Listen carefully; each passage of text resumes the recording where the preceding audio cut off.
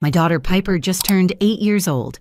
53 family members watched her open what looked like a birthday cake at her party. Inside was a document with blood-red writing that said, "You're not one of us. Even your real parents didn't want you." My little girl collapsed, sobbing on the floor. But I didn't scream. I didn't cry. I just pulled out my phone and played one video. Within minutes, my mother-in-law Francine was on her knees, begging me to delete it. "I'm Jenna, and I need to tell you what happened at my daughter's birthday party 6 months ago, because what started as a celebration turned into the moment I declared war on my husband's entire family. You might think I'm exaggerating, but when someone attacks your child, when they try to destroy an innocent 8-year-old girl in front of everyone she loves, you discover exactly what kind of mother you really are." My name is Jenna Brennan. I'm 34 years old, and I work as an elementary school librarian in Hartford, Connecticut. My husband Brett is a veterinarian who specializes in exotic animals, the kind of man who'll stay up all night nursing a sick iguana back to health. We met 12 years ago when I brought in a wounded crow I'd found in the school parking lot. He saved that bird and stole my heart in the process. 2 years later, we were married, and 2 years after that, our daughter Piper was born. Piper is the light of our lives. She has these incredible hazel eyes that change from green to gold depending on the light, and wild auburn curls that she inherited from my grandmother. She reads at a 5th grade level, loves unicorns with an obsession that borders on religious devotion, and has never met an animal she didn't want to adopt. Last month, she tried to convince us that the possum living under our deck needed to come inside because he looks lonely, Mommy. But from the moment Piper was born, my mother-in-law, Francine, has been a problem. Francine Brennan owns 3 successful bakeries in Hartford and acts like she's royalty because of it. She married my father-in-law, Gerald, when she was 19, had Brett at 21, followed by Deanna at 23 and Colton at 25. She's now 58 years old and rules her family like a dictator in designer heels. "That baby doesn't look like us," Francine said the first time she held Piper in the hospital. "Her nose is all wrong, and that hair color? No one in the Brennan family has red hair." Brett had laughed it off. "Mom, genetics are complicated. Jenna's grandmother had auburn hair." "Convenient," Francine had muttered, handing my newborn back to me like she was returning defective merchandise. The comments never stopped. Every family gathering, every holiday, every casual Sunday dinner became an interrogation. "Piper's eyes are so light," Francine would observe. "Brett's eyes were always dark brown, even as a baby." Or she'd measure Piper's height against the doorframe and frown. "She's too tall for her age. Brett was always small until high school." My sister-in-law Deanna, who's 35 and manages one of Francine's bakeries, always backed up her mother. "It is strange, Jenna. I mean, we're just concerned about family medical history, you understand." She'd smile while she said it, the kind of smile that never reaches your eyes. Colton, the youngest at 33, married a woman named Trina, who came from old Hartford money. Together, they perfected the art of subtle cruelty. "We're just saying," Trina would chirp at family gatherings, "it's important to know your real genealogy, for health reasons." Only Gerald, Brett's father, ever defended us. A quiet man who worked as an accountant for 40 years before retiring, he'd interrupt their insinuations with gentle redirections. "Piper looks exactly like Jenna," he'd say firmly, "and she has Brett's smile. That's all that matters." But Francine's obsession grew worse over the years. She'd accidentally forget to invite Piper to cousins' birthday parties. She'd buy elaborate gifts for Deanna's twin boys and Colton's daughter, then give Piper dollar store coloring books. She'd take the other grandchildren for special grandma days at her bakeries, letting them decorate cookies and cakes, but always had an excuse when we asked about Piper's turn. "The ovens are being repaired," she'd say, or "the insurance won't cover non-employees in the kitchen right now." Brett tried to address it with her repeatedly. "Mom, you're hurting Piper's feelings. She notices that you treat her differently." "I treat all my grandchildren the same," Francine would insist, her voice dripping with false innocence. "If Piper feels left out, maybe you should ask yourself why she doesn't fit in with the family." The breaking point should have come last Christmas when Francine gave all the grandchildren matching gold bracelets with their initials, except Piper's was clearly plastic-painted gold. My daughter, sweet as she is, just said thank you and wore it until it turned her wrist green. But I started planning that day. I knew Francine would escalate and I needed to be ready. What I didn't know was that she'd already been planning something so cruel, so calculated that it would destroy her own family in the process. She thought she could break my daughter, humiliate me, and drive us out of the Brennan family forever. She thought wrong. Because what Francine never understood about librarians is that we're researchers at heart. We know how to find information, how to verify sources, and how to uncover the truth. And the truth about Francine Brennan was far more damaging than any lie she could tell about my daughter. Life wasn't supposed to be this complicated. When I married Brett 10 years ago, I thought I was joining a warm, successful family who would embrace me the way my own family had embraced him. My parents, Rosa and Dennis, had welcomed Brett like the son they'd always wanted. My dad taught him how to fix cars in our garage, and my mother sent him home with containers of her famous arroz con pollo every Sunday. My sister Meredith joked that Brett was the favorite child she'd been replaced by, and my brother Nolan flew him out to Chicago just to go to Cubs games together. Our home in West Hartford reflected everything Brett and I valued. It wasn't the sprawling mansion Francine lived in, but our 4-bedroom colonial had character. I'd painted the library room sage green and filled it with floor-to-ceiling bookshelves. Brett had converted the basement into an examination room where he could treat injured wildlife after hours. Our backyard was a paradise for Piper, complete with a swing set, a vegetable garden she helped me tend, and a collection of bird feeders that attracted cardinals and blue jays year-round. I loved my job at Morley Elementary School. Being a librarian wasn't just about checking out books. It was about watching 6-year-olds discover that reading could transport them anywhere. It was about helping struggling readers find that one book that would change everything. It was about creating puppet shows for kindergartners and hosting poetry slams for 5th graders. My principal, Dr. Patricia Hawkins, often said I had transformed the library from a quiet room into the beating heart of the school. Mrs. Brennan read us the best dragon story today, kids would tell their parents at pickup. She did all the voices and everything. Brett's veterinary practice specialized in exotic animals, which meant our dinner conversations were never boring. I performed surgery on a chameleon today, he'd announce, still amazed after all these years. His owner drove 3 hours because we're the only clinic that handles reptiles. But every Sunday, we had to face the Brennan family dinner at Francine's house. The mansion sat on 3 acres in Glastonbury, complete with a pool, tennis court, and a kitchen that looked like it belonged in a magazine. Francine would hold court at the head of the dining table, her platinum blonde hair perfectly styled, her nails manicured, her clothes always designer labels I couldn't pronounce. "Jenna, dear," she'd say, examining my outfit with barely concealed disdain. "Is that dress from Target? How practical of you." The insults were always wrapped in false sweetness. A librarian, how nice, though I suppose someone has to do the simple jobs. Or Brett could have married Dr. Morrison's daughter. She's a cardiologist now. But I suppose love makes us do foolish things. Deanna would sit beside her mother, nodding along. She'd inherited Francine's sharp features and sharper tongue. "Piper seems so different from my boys," she'd observe. "Marcus and Theo are so obviously Brennans. They have the family chin." Her twins, now 10, were spoiled beyond belief. Francine bought them dirt bikes, gaming systems, and designer clothes. They attended private school and spent summers at camps that cost more than my monthly salary. Colton and Trina were equally insufferable. Trina came from the Ashford family, old Connecticut money that stretched back to the Mayflower. She decorated their home entirely in white and beige, and their daughter, Scarlett, 7, wasn't allowed to play outside because it might dirty her clothes. "We're considering the Brightmoor Academy for Scarlett," Trina would announce. "Where does Piper go again? Public school? How diverse that must be." The way she said diverse made it sound like a disease. Gerald tried to keep peace.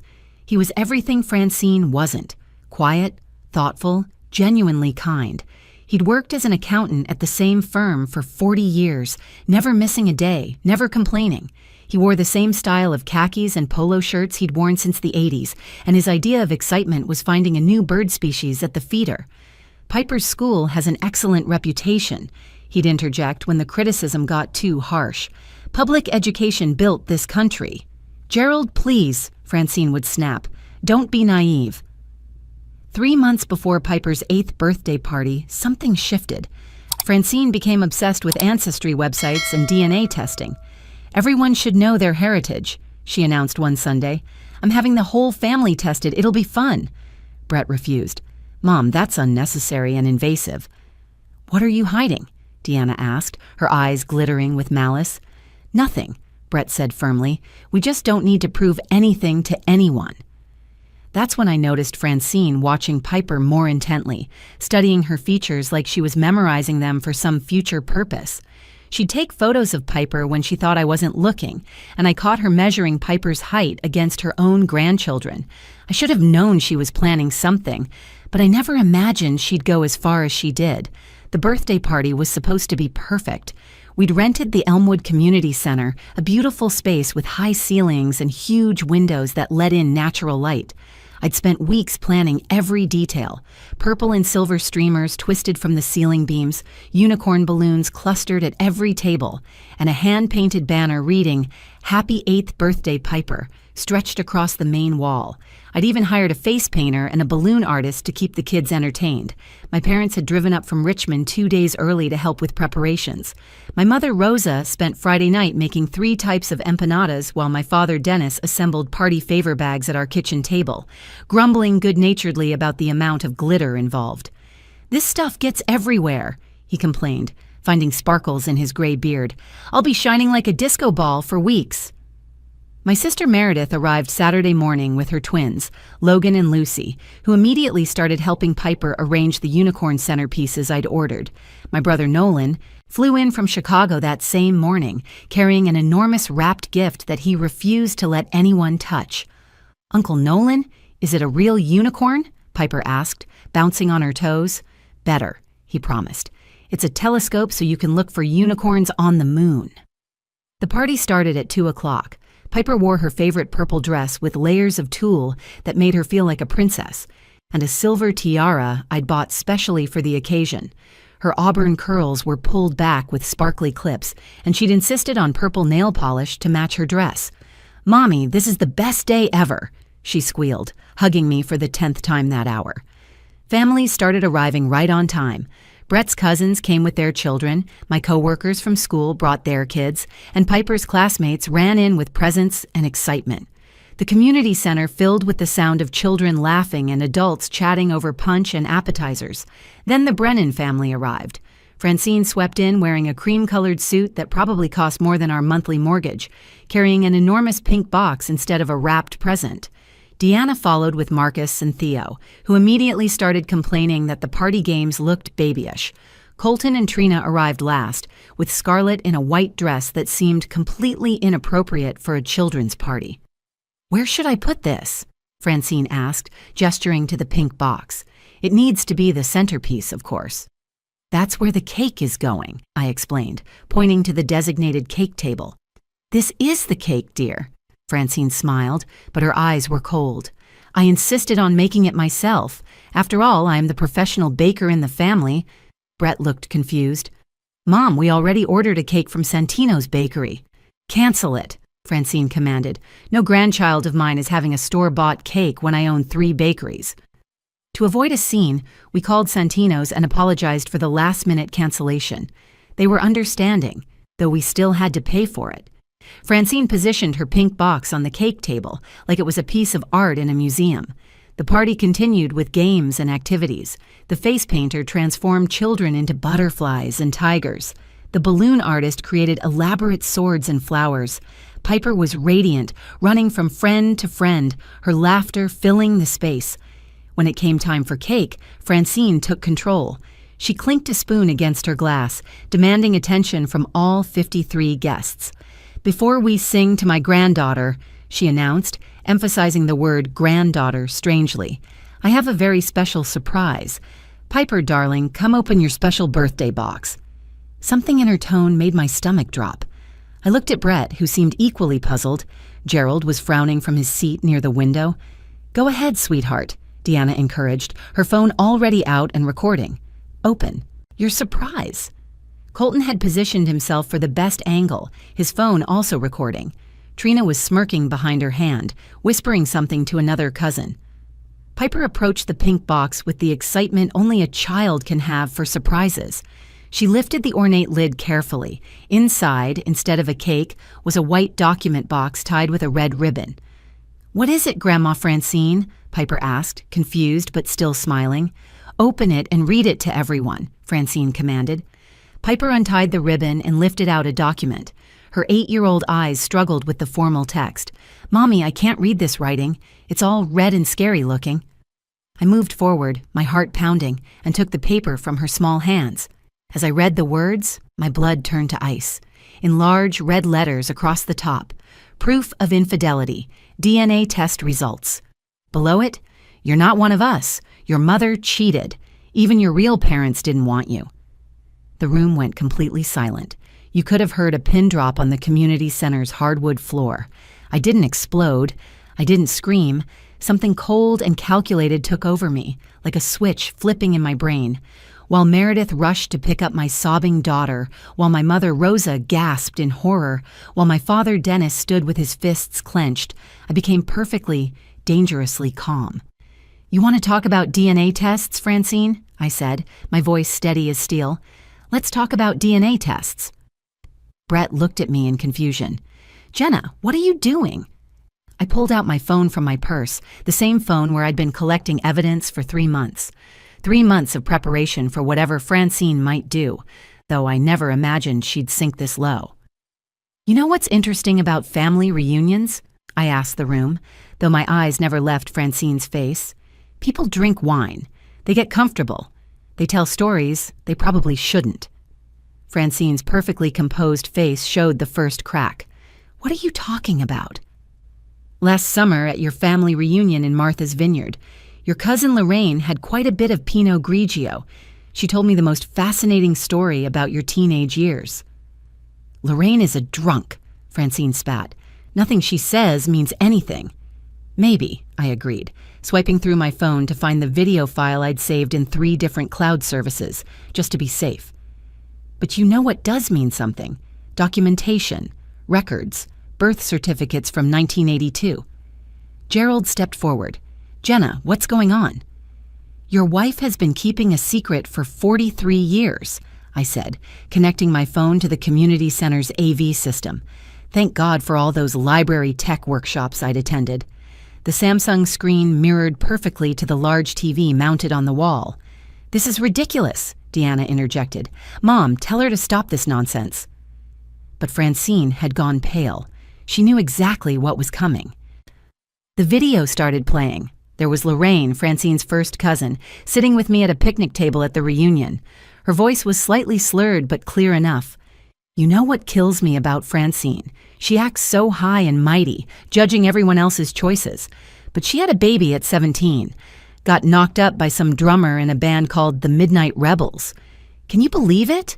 Her parents shipped her off to one of those homes for unwed mothers in Vermont. She gave the baby up for adoption and came back like nothing happened." The community center erupted in whispers. Brett stared at his mother in shock. Gerald's face had gone from confused to devastated. But I wasn't done. I swiped to the next file. "This is a report from the private investigator I hired," I announced, the document appearing on the screen. "Catherine Mitchell, born April 15, 1982, in Burlington, Vermont. Adopted by David and Patricia Mitchell of Boston. Graduate of Boston University, married to Thomas Chen, mother of 2. She's been searching for her birth mother for 20 years. I swiped again. Here's her letter to the adoption agency, asking for any information about her biological parents. It says, "I don't want money or to disrupt anyone's life. I just want to know where I come from. I want to know my medical history for my children. I want to know if I have siblings." Francine's legs seemed to give out. She grabbed the edge of a table for support. "But here's the really interesting part," I continued, my voice growing stronger. "When Catherine finally tracked you down last year, you rejected her. You told her never to contact you again. You threatened her with a restraining order if she tried to reach out to your family." Gerald's voice was barely a whisper. "Francine, is this true?" "It was before you," Francine cried out. "It was before I met you. It has nothing to do with us. 26 years of marriage and you never told me you had a child?" Gerald's quiet demeanor cracked completely. I told you everything about my past, everything. And you had a daughter you gave away? I pulled up one more document on my phone. Now, let's address this fake DNA test you created to hurt my daughter. Here's the real DNA test from Hartford Medical Center, conducted 6 weeks ago when I suspected you might try something like this. Piper is 99.9% Brett's biological daughter. Brett grabbed the papers from the white box, examining them closely under the light. These aren't even real medical documents. This letterhead is printed wrong. The laboratory doesn't exist.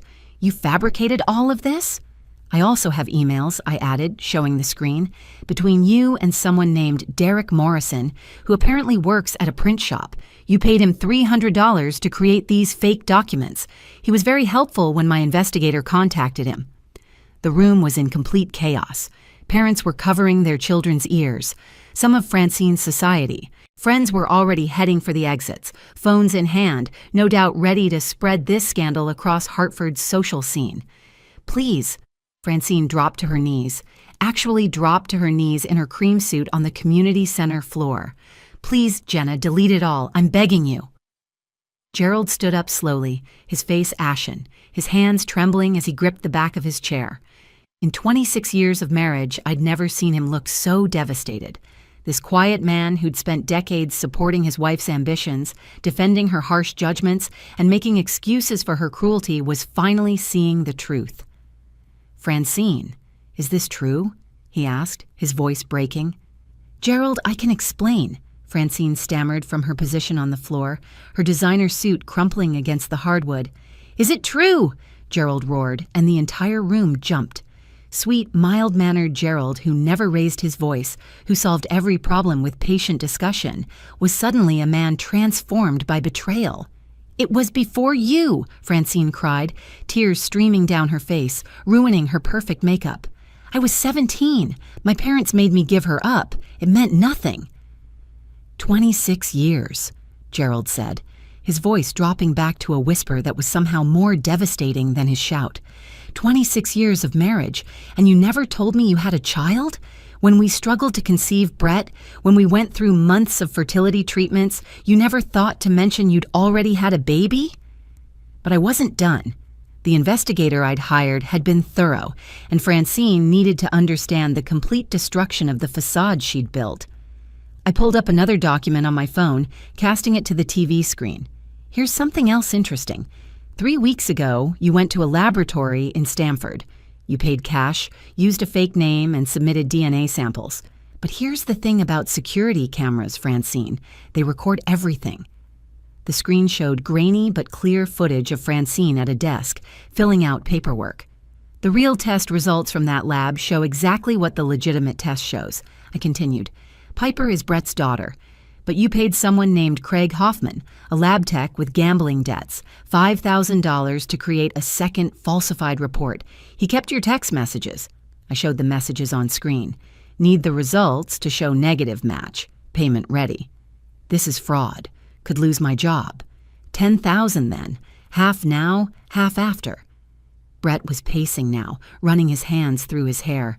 You paid $10,000 to destroy an 8-year-old child? Your own granddaughter?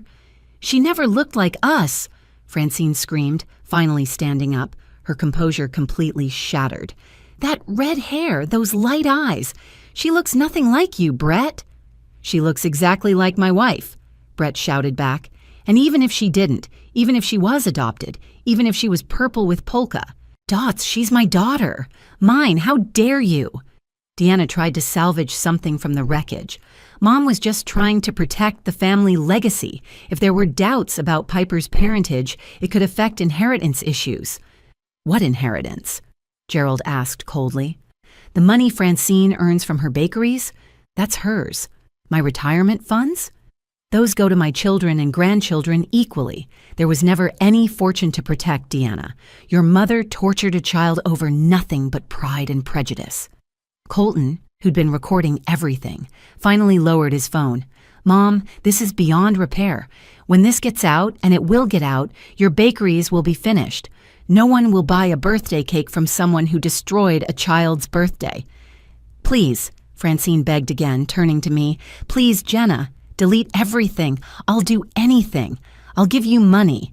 I'll sign over one of the bakeries to you. Anything."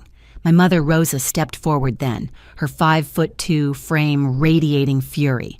"You want her to delete evidence of what you did? You traumatized my granddaughter in front of 50 people, and you want to buy your way out of it?" "I made a mistake," Francine wailed. "No," my father Dennis interjected, his military bearing evident in his stance. "A mistake is forgetting a birthday or buying the wrong size dress. You planned this for months. You committed fraud. You conspired with multiple people. You chose the most public, humiliating way possible to hurt a little girl. That's not a mistake. That's evil." I knelt down next to Piper, who was still crying in Meredith's arms, her little body shaking with sobs she couldn't control. "Baby, look at me. Look at Mommy." Piper's tear-stained face turned toward me. "Why doesn't Grandma Francine want me?" "Because Grandma Francine is sick in her heart," I said loud enough for everyone to hear. "Sometimes people are so unhappy with themselves that they hurt others. But you are loved, you are wanted, you are precious, and nothing anyone says will ever change that." Then I stood and faced Francine one more time. "You want me to delete this? Here are my terms, and they're non-negotiable. You will pay for Piper's therapy for as long as she needs it, with no cap and no time limit. You will transfer ownership of your newest bakery, the one in West Hartford, to a trust fund in Piper's name for her college education. You will write a letter of apology to be held in trust until Piper is 18, when she can decide if she wants to read it. And you will never, ever contact my daughter again, unless she chooses to contact you when she's an adult." "That's extortion," Colton protested, though his heart wasn't in it. "No," Brett said firmly. "That's consequences." The party ended with Francine signing a legal agreement that my brother Nolan drafted right there in the community center. As a contracts lawyer, he never traveled without his laptop, and he had a standard settlement template that he modified on the spot. Francine's hands shook as she signed it, mascara streaking down her cheeks in black rivers. Deanna, Colton, and Trina slunk out without saying goodbye, their heads down, their phones already buzzing with messages from people who'd witnessed the catastrophe. Gerald left without speaking to his wife. He stopped only to kiss Piper on the forehead and whisper, "You're my granddaughter, sweet pea. Always have been. Always will be." Then he walked out with his shoulders straight and his decision made. The rest of the family stayed to salvage what they could of Piper's birthday. My sister Meredith cranked up the Bluetooth speaker and started a dance party. My dad performed card tricks and terrible jokes until he got Piper to crack a small smile. Even some of Brett's cousins who'd been horrified by Francine's behavior stayed to support us, helping serve the backup sheet cake we'd frantically ordered from the grocery store. That night, after tucking Piper into bed with extra stories and her favorite stuffed unicorn, Brett and I sat on our front porch with glasses of wine neither of us could drink. "How long have you known about my mother's secret?" he asked quietly. 3 months. Since the reunion when Lorraine got drunk. I hired the investigator the next day because I could feel your mother building towards something. I just never imagined she'd go this far." "You protected our daughter like a warrior," Brett said, pulling me close. "While I stood there frozen, you fought back. I'm sorry I didn't see what my mother was capable of." "Family makes us blind sometimes," I replied, leaning into his warmth. "We want to believe the best about the people we love." 6 months have passed since that birthday party, and the aftermath has been both devastating and healing. Piper goes to therapy twice a week with Dr. Jennifer Martinez, a child psychologist who specializes in family trauma. Some days are harder than others. Piper still asks why Grandma Francine was so mean to her, and I tell her the truth in age-appropriate ways. Some people carry hurt inside them for so long that it turns into anger, I explain. Grandma Francine gave away a baby when she was young, and that sadness got twisted into meanness. But that's not your fault, baby. That's never your fault. The Bakery Trust Fund will pay for any college Piper chooses. The West Hartford location, now managed by an outside company, generates about $80,000 a year that goes directly into her education account. By the time she's 18, she'll have enough for any university in the country. Gerald filed for divorce the Monday after the party. The proceedings were swift. Francine didn't contest anything. She gave him the house, half of everything else, and agreed to his terms without argument. The fight had gone out of her completely. Gerald now lives in a smaller ranch house near us and has dinner with us 3 times a week. He's dating Helen, a retired teacher who volunteers at my library. She makes him laugh in a way I never saw in 26 years of knowing him. Francine's reputation never recovered. The story spread through Hartford's social circles like wildfire. 2 of her 3 bakeries closed within 4 months. The third limps along with a skeleton crew. She moved to a condo in Westport where nobody knows her story, though I doubt she'll ever regain her former status. Last week, something unexpected happened. Catherine Mitchell, Francine's firstborn daughter, reached out to me through Facebook. She'd heard about what happened through the investigation coverage and wanted to thank me. "You stood up to the woman who rejected me twice," she wrote. "Once when I was born, and again when I tried to find her last year. You protected your daughter the way I wish someone had protected me." We met for coffee in Boston. Catherine looks nothing like Francine, thankfully. She has kind eyes and a warm smile. She showed me pictures of her own children and talked about her work as a pediatric nurse. "Some people shouldn't be mothers," Catherine said, stirring her latte. "But you're exactly the mother Piper needs. You fought for her when it mattered most." Brett cut contact with his mother entirely. He blocked her number, returned her letters unopened, and refused all attempts at reconciliation. Deanna occasionally texts him apologies, but he's not ready to forgive. Colton reached out once to say he and Trina were divorcing, partly because of how she'd participated in the scheme. He's trying to be better, but trust takes time to rebuild. Family isn't just about blood. It's about who stands by you when someone tries to tear you down. It's about who helps put the pieces back together when everything falls apart.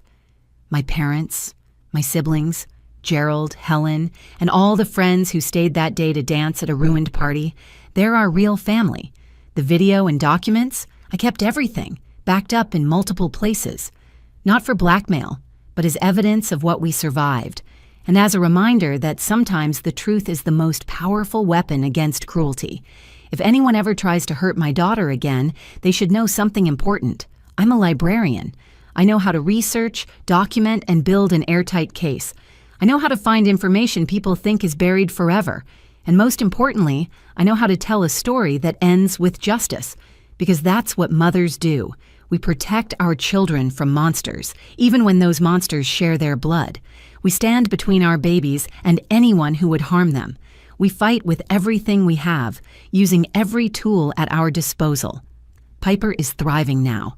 She still loves unicorns, still reads above grade level, and still tries to adopt every stray animal she meets.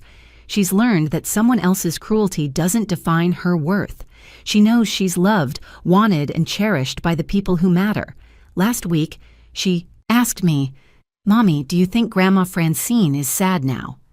"Probably," I admitted. "Good," she said with the honesty only a child can possess. "Maybe being sad will teach her not to be mean." From the mouths of babes comes wisdom. My daughter is stronger than Francine ever imagined. She's resilient, kind, and filled with joy that no amount of cruelty could extinguish. She's a survivor, just like her mother. And we're both exactly where we belong, surrounded by people who love us for who we really are. That's the real victory, not the trust fund or the legal agreement, or even Francine's downfall. The victory is that my daughter knows her worth, and no one will ever be able to take that away from her again. If you made it to the end of this story, thank you for listening. As parents, we never know what battles we'll have to fight for our children, but we know we'll fight them all.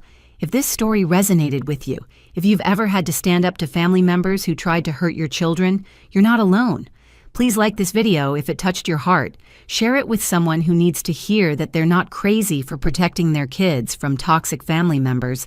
And don't forget to subscribe to our channel for more real-life stories of parents who refuse to let anyone hurt their children. Drop a comment below about a time you had to stand up for your child, no matter how small the incident. Sometimes the smallest acts of protection mean the most. Remember, you're the parent your child needs, exactly as you are. Until next time, keep fighting the good fight.